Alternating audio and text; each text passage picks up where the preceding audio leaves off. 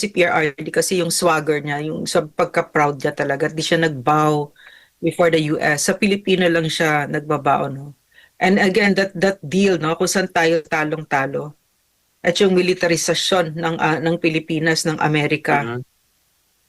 Ano, ibibintang ko din dito si Lisa Marcos, no? Yeah.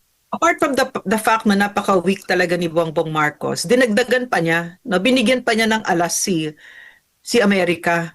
Di ba? Binigyan pa niya ng alas dahil doon sa kaso niya na naka-enmesh siya, no? Nakasali siya doon na may namatay sa drug overdose, cocaine overdose. Napakawalang iya na pinaggagawa ng pamilyang walang kwenta, talagang mga moral degenerates, mga lulong sa droga na inaano talaga ang Pilipinas, no? Talagang pinababagsak ng Pilipinas. How can you how can you go there, no? You're Bongbong Marcos. How can you have a fair, wala kang bargaining chip Talagang wala. In the first place, weak siya. Tapos yun pa, yung asawa pa niya, no? Na-enmesh sa isang skandalo na ganyan. 'Di ba? Ano ang kaya yan si Lisa Marcos, she really is a security risk. She is a threat to our country.